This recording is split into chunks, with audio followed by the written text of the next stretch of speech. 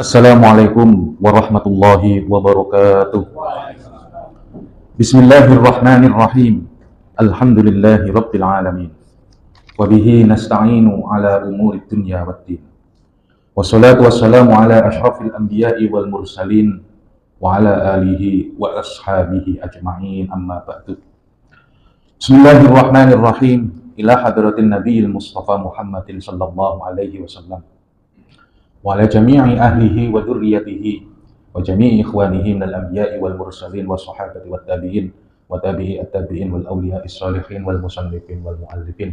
Wa nakhussu khususan ila muallifi hadzal kitab Asy-Syaikh Syihabuddin Ahmad bin Hajar Al-Asqalani wa Syekh Al-Allamah Muhammad Nawawi Al-Bantani Al-Jawi Asy-Syafi'i nafa'ana bi ulumihi ma fi darini sya'ulillahi lana wa lahum wa lahum al-Fatihah. A'udzu billahi minasy Alhamdulillahi rabbil alamin arrahmanir rahim ihdinas siratal mustaqim. Bismillahirrahmanirrahim. Wal maqalatu tsaniyatu, maqalah yang kedua. Qala Abu Bakrin As-Siddiq, berkata Abu Bakar As-Siddiq radhiyallahu mudah-mudahan meridhai Allah anhu kepada Abu Bakar As-Siddiq. Samaniyatu asya'a, ada 8 perkara. Zinatul lisamaniyati asya'a, perhiasan bagi 8 perkara lainnya. Yang pertama, al-afafu zinatul faqri, menjaga kehormatan adalah perhiasan fakir. Maksudnya fakir itu adalah kepapaan.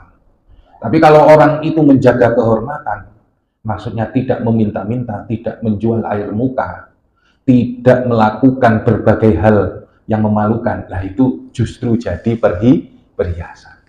Yang pertama. Yang kedua, wasyukru zinatun nikmati. Syukur itu perhiasan nikmat. Syukur itu perhiasan nikmat. Nikmat itu apa sih? Hal-hal yang menyenangkan yang diberikan oleh Allah kepada kita, nah, baik berupa materi ataupun non materi. Anak soleh, nikmat, terus mau syukur, sekolahin, kemudian dibiayain, diperhatikan masa tumbuh kembangnya, nah itu namanya syukur. Kemudian dapat gaji, syukur, diinfakkan, meskipun bukan termasuk orang yang kaya.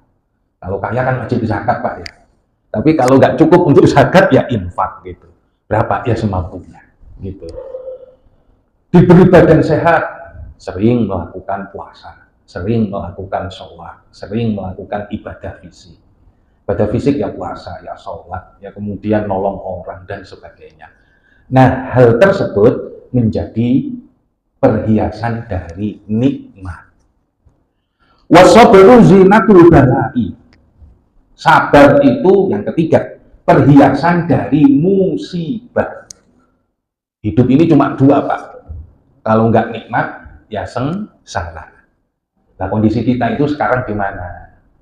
Lagi dapat nikmat ataukah lagi dapat cobaan? Nah, cobaan itu apa? Segala hal yang tidak menyenangkan kita. Sakit itu kan tidak enak. Nggak punya duit itu kan tidak enak. Makomnya apa? Sabar. Giliran dapat duit, nah, makomnya apa? Syukur. Begitu. Jadi hidup ini nggak ada buruknya. Nggak ada buruknya. Sabar itu baik, syukur itu juga baik. Nggak usah ngeresuloh Pak.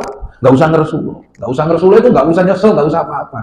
Ya waktunya nggak punya duit, ya suruh sabar. Dan sabar itu baik. Waktunya punya duit, suruh syukur, dan syukur itu juga baik. Waktunya lagi ada musibah, ya waktunya sabar. Antara sabar dan syukur tidak ada buruk. Nah, kalau sudah kayak begitu itu kehidupan seorang mukmin semuanya nilainya itu adalah apa? Pahala. Pahala kalau sudah bisa jadi hal, kondisi, atau kemudian menjadi sebuah perilaku kita, dan yang selalu sabar dan bersyukur dalam setiap keadaan, karena keadaan itu tidak lepas dari 2, nah inilah yang kemudian menjadi mukmin sejati.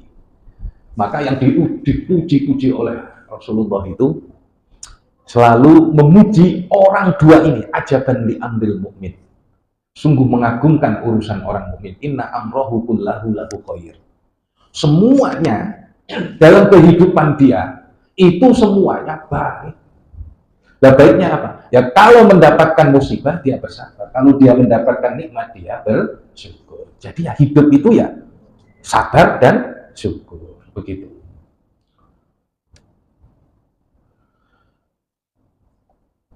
Yang keempat, wa tawadhu'u zinatul hasabi. Tawadhu, zinatul hasabi, perhiasan dari keturunan. Nimrah. Jadi begini, kita ini anaknya siapa? Biasanya kalau dia keturunan orang raja, itu kan terhormat namanya, Raden, atau kemudian orang alim, Gus. Yang perempuan itu Ning, kan gitu. Itu adalah privilege, keistimewaan yang diberikan oleh Allah. Saya nggak minta jadi anaknya presiden. Itu kan nggak bisa diminta. Saya nggak minta bahwa saya ini keturunan raja siapa ke berapa, kan gitu. Dan kebetulan secara ekonomi itu mapan. Loh, biasanya orang-orang yang ningrat, orang-orang yang berpangkat itu tidak lepas dari yang namanya sombong. Keturunan bagus, derajat bagus, itu justru kemudian menjadi perhiasan. Ada perhiasannya apabila orang tersebut mau tawadhu. Tawadhu itu apa sih? Bukan rendah diri, tapi rendah hati. Rendah hati. Kadang tawadhu itu, ya kan? Tawadhu itu dibuktikan dengan sikap. Contoh tawadhu. Ngajarin anak kita. Ya kalau orang Jawa dulu itu kan ngomongnya itu ada tingkatan-tingkatan. Ada ngoko, kromo, sama dengan kromo inggil. Wah, terlalu jauh, yang relevan aja. Anak kita kan sering songong, Pak, sama kita, betul nggak? Entah itu bergaul di sekolahan, ya kan, atau diajarin temannya, terus ngomongnya sering nggak aturan. Nah, cara, ya kan, mendudukkan agar anak kita bisa menghormati adalah bersikap tawadhu kepada anak. Ini penting, ngajarin anak. Kenapa? Karena anak akan niru kepada orang tua. Biar ngerasa anak itu, nak, tolong bapak ambilin ini. Nanti anaknya, tolong nak, anaknya bapak, kan gitu. Ayah tolong ya, beliin ini loh. Enggak kemudian, ya duitnya. Nah itu kan songong namanya. Kenapa? Ya karena kita tidak pernah ngajarin tawadhu. Tidak ngajarin tata krama, ya kan? Masa bapaknya kemudian juru pikar itu, sama anaknya dikayak gitu kan? Juru pikar jaluk duit tikar gitu. Kurang ajar anak saya itu. Lah, cara menyelesaikannya adalah dengan cara tawadhu, begitu.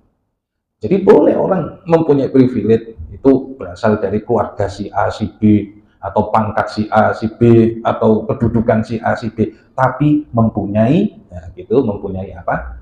Mempunyai hal yang sifatnya tawadhu.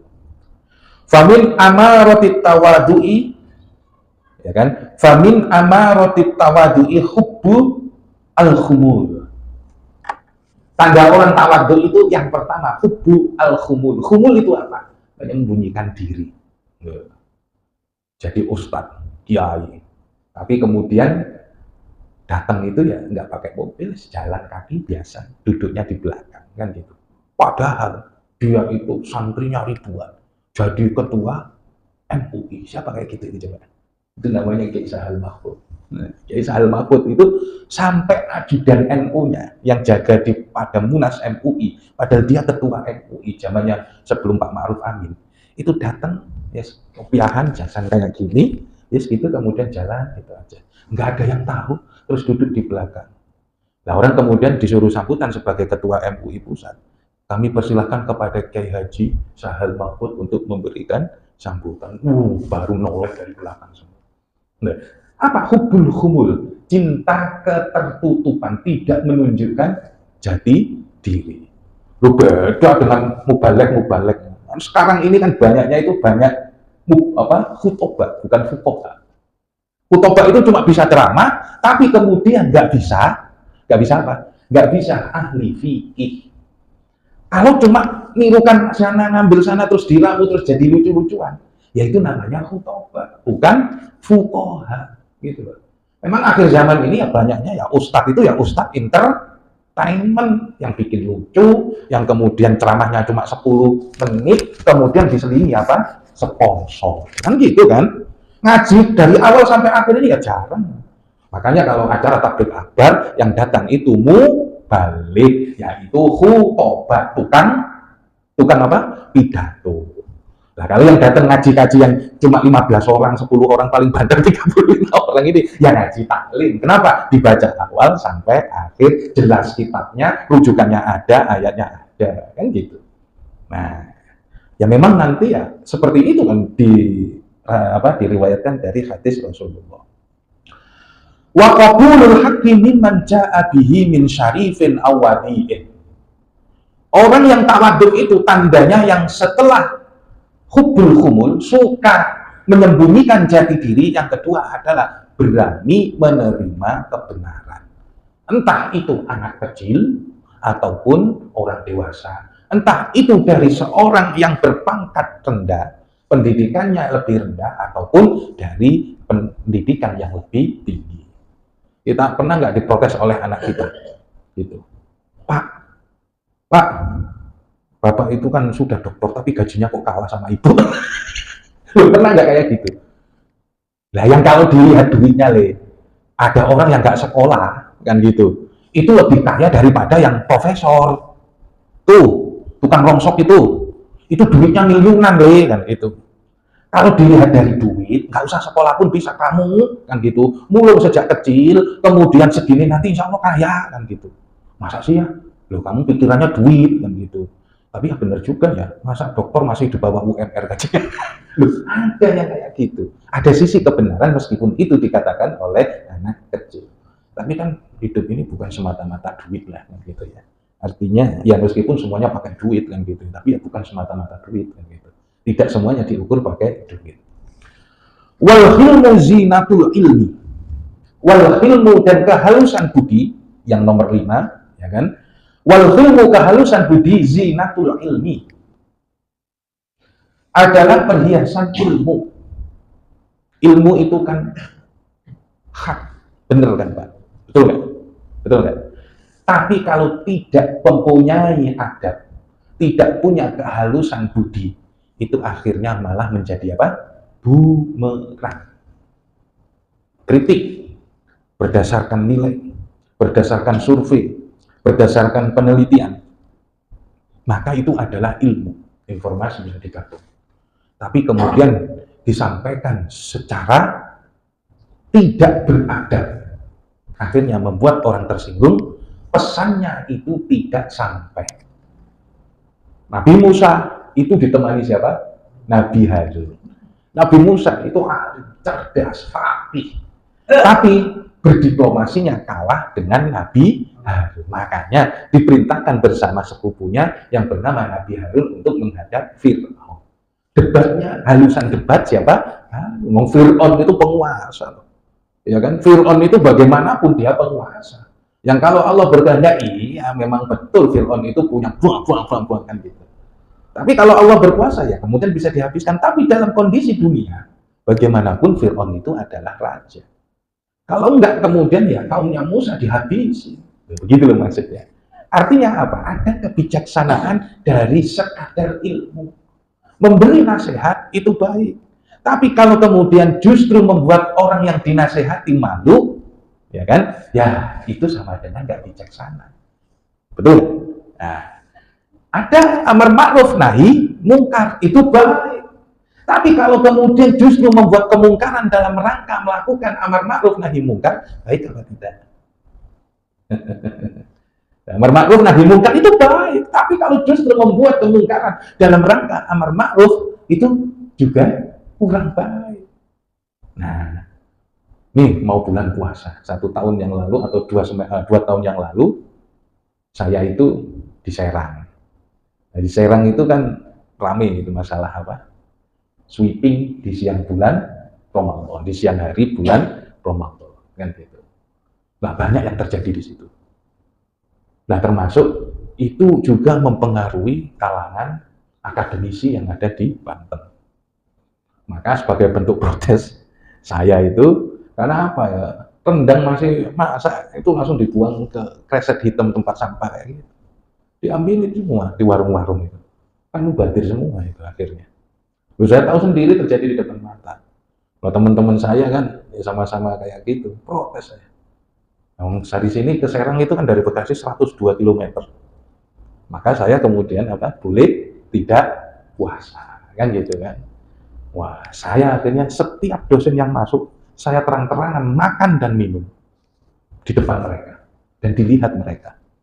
Kenapa? Karena ada rukhsah bahwa saya bepergian. Lah kalau seandainya orang tersebut menyediakan di pinggir jalan dekat terminal, itu kan musafir semua. Ya kan? Lagi pula kemudian kita juga tidak harus ngitung privasi seorang. Urusan puasa itu kan urusan kita sama Allah secara pribadi. Maka kalau memang kayak gitu, kalau ingin menegakkan hisbah, pakai cara yang benar. Itu melalui apa? Persuasi, kan gitu. Cari polisi Pamong Praja yang kemudian memberikan nasihat. Contoh yang Jogokarian itu kan bagus, Masjid Jogokarian. Waktunya sholat itu, Mas sampean mboten sholat, kulo jamak Pak, gitu. Monggo teng mriku mawon pun cedek-cedek mriki kan. Kulo semerap jenengan dugi tebi. Saya tahu Anda dari jauh, tadi sudah sholat jamak, yang agak minggir sedikit Pak kan gitu. Nah, nanti kalau sudah Assalamualaikum, mriki malih bubar mboten napa-napa. Enak kayak gitu. Jogokarian itu santun dalam memberikan peringatan. Maka dalam kaitan ini, pesannya itu benar, tapi harus menggunakan kehalusan budi. Kemudian watadalluli zinatul muta'allimi. Watadalluli dan menghinakan diri, zinatul muta'allimi adalah perhiasan orang yang menuntut ilmu. Ini saya diingatkan. Saya ini kan lulus doktorat. Nah, adik kelas saya yang saya ajarin cara baca kitab dulu, itu doktornya sudah duluan. Ya, kayak gitu itu loh. Akhirnya apa? Dan dia menjadi dosen saya. Maka mau nggak mau saya harus di PDP, harus merendahkan diri kan gitu. Kenapa? Doktornya duluan dia. Saya berjuang, dia sudah punya duit, dia sudah kuliah S2, S3, lah di sini masih jadi mabuk. Ya nasib itu kan nggak bisa dilihat Pak kan gitu kan. Ya kan dulu saya ngajarin kitab dia, sekarang saya yang diajarin. Lah karena saya statusnya menjadi murid, ya mau nggak mau kemudian saya harus di PDP. Maka dari itu kalau kita bisa menghormati guru, bisa tawadhu kepada guru, siap laksanakan, kemudian tidak melanggar perintahnya atau tidak menentang perintahnya, nah itu menjadi perhiasan penuntut ilmu. Kalau nggak gitu sampai nggak dapat tanda tangannya. Kalau nggak dapat tanda tangannya ya nggak lulus. Nah ini sudah diajarkan kan gitu. Kemudian watarkul minnati zinatul ihsani. Meninggalkan menghitung-hitung perbuatan baik, zinatul ihsani adalah perhiasan ihsan. Ihsan itu apa Pak? Ihsan itu merasa diawasi oleh Allah. Jadi Rasulullah itu dalam hadis mutawatir riwayat Umar itu didatangi oleh Jibril yang menjelma menjadi Dihya Al-Kalabi. Orang yang ganteng banget, tampan banget. Nah, dia bertanya tentang Islam. Islam itu apa? Dijawab rukun Islam yang 5. Iman itu apa? Iman itu dijawab dengan rukun iman pada Allah bla bla bla bla bla bla. Yang terakhir ihsan itu apa? Engkau menyembah kepada Allah seolah-olah kamu melihatnya. Apabila kamu tidak bisa melihatnya, maka Allah yakinlah Allah melihat kamu. Nah, ihsan itu ya merasa diawasi. Ada cerita ini. Dulu itu ada yang disuruh nyembelih yang tidak dilihat oleh siapapun. Ya kan? Satu nyembelih di bawah laut, tidak dilihat oleh siapa. Satunya lagi nyembelih di atas gunung, tidak dilihat oleh siapapun. Nah, satunya lagi kemana-mana nggak bisa nyembelih. Nah, yang menang ini nggak bisa nyembelih. Kenapa? Kemana-mana selalu diawasi oleh Allah. Nah, itu ihsan. Yang terakhir, wal khusyu'u zinatus sholati. Dan khusyuk itu adalah perhiasan sholat. Khusyuk itu tidak jadi rukun. Khusyuk itu tidak jadi syarat. Ya kalau bisa. Siapa yang bisa sholat khusyuk? Siapa yang bisa sholat khusyuk? Ya kita berupaya khusyuk, Pak, kan gitu, berupaya khusyuk. Lawang pikiran kita ini kan kadang masih terpaut dengan hal-hal yang sifatnya duniawi. Wallahu a'lam. Mungkin ada pertanyaan, silakan.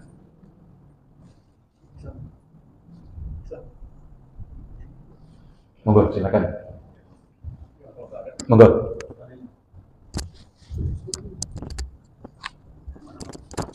Assalamualaikum warahmatullahi wabarakatuh. Waalaikumsalam. Dalam kehidupan sehari-hari, untuk menciptakan perhiasan hidup, tadi sudah dijelaskan banyak lebar bahwa setiap insan hamba Allah memang berusaha untuk itu. Tapi dilihat dari kenyataan hidup, ada dua hal.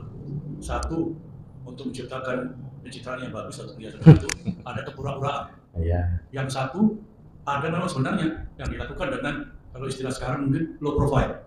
Jadi merendah aja seperti tadi mantan PBNU atau apa yang duduk juga di dalam pertemuan seminar sebagai di belakang nggak menonjol, tapi begitu diminta untuk beri sambutan baru orang tahu, mungkin ada setengah kaget, oh orang itu tadi ternyata. Nah, jadi dalam kedua sehari-hari juga ada lagi yang lain, namanya dalam rangka tadi duit. Sebagai contoh di Jawa Timur ini saya dengar cerita, mungkin saya salah, mohon maaf, ada makam ya artinya orang-orang yang terkenal untuk dimuliakan.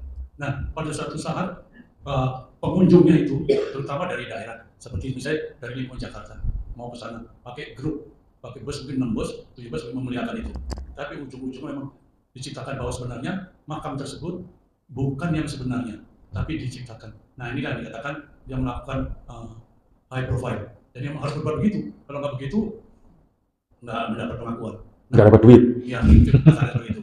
Jadi dua hal ini memang sangat satu sama lain paradok, saling berujung-ujungan yang bertolak belakang gitu ya. Nah, untuk itu bagaimana kita ini sebenarnya secara individualisme itu kadang-kadang kepentingan hidup itu ada yang begitu nyangkut di diri kita itu. Nah, pertanyaannya bagaimana secara sederhana aja mungkin mengandalkan diri yang seperti apa yang bisa mendapat pengakuan sebagai low profile dan high profile. Hanya itu, kalau salah pertanyaan mohon maaf. Waalaikumsalam. Baik. Jadi yang dimaksud di sini adalah kaitannya dengan mendidik jiwa. Gitu. Jadi ada orang itu yang disebut dengan pencitraan. Tadi yang saya tangkap itu adalah apa sih pencitraan? Pencitraan itu kalau dalam psikologi disebut dengan manipulasi. Manipulasi. Jadi perilakunya sebenarnya bukan itu, tapi dia berupaya untuk melakukannya untuk mendapatkan perhatian atau validasi. Validasi itu pengakuan dari orang bahwa dia menjadi orang yang seperti ini, dia menjadi orang yang seperti ini. Yang kayak gitu itu apa namanya? Nah, nah kalau dalam bahasa agama disebut dengan munafik, gitu. Nah, bagaimana kemudian kita kan gitu lepas dari sifat manipulasi, ya kan? Satu, ikhlas. Ikhlas itu belajar. Jadi dalam riya itu pun ada ikhlasnya.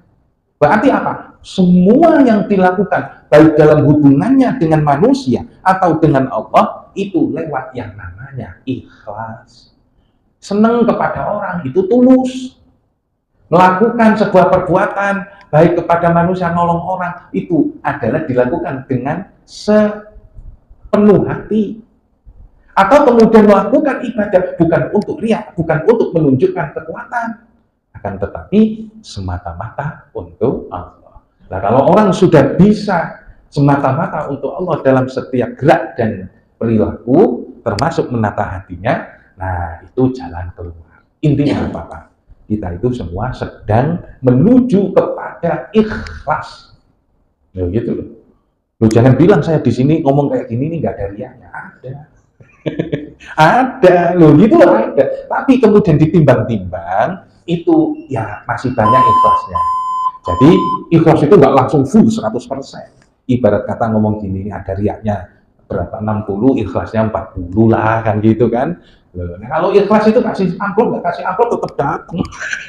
Lah iyalah, ada mau hujan mau apa kan gitu nggak ada alasan kan gitu. Nah itulah cara menyelesaikan agar kita tidak manipulasi. Loh, kadang orang itu dimanipulasi sering kecelek Pak, gitu. Saya dulu itu sangat kecelek. Wow, bela mati-matian tiba, ternyata kan gitu. Nah, kayak gitu kan sering membuat kecelek. Jadi kalau sama orang, cintailah seseorang seperlunya. Nanti yang kamu cintai itu bakal jadi musuhmu. Bencilah orang seperlunya. Nanti yang kamu benci itu jadi kekasihmu. Nah, dunia akan berubah kan gitu. Dulu yang musuhan sekarang temenan. Wallahu a'lam bishawab. Subhanakallahumma wa bihamdika asyhadu an la ilaha illa anta astaghfiruka wa atubu ilaik. Wassalamualaikum warahmatullahi wabarakatuh.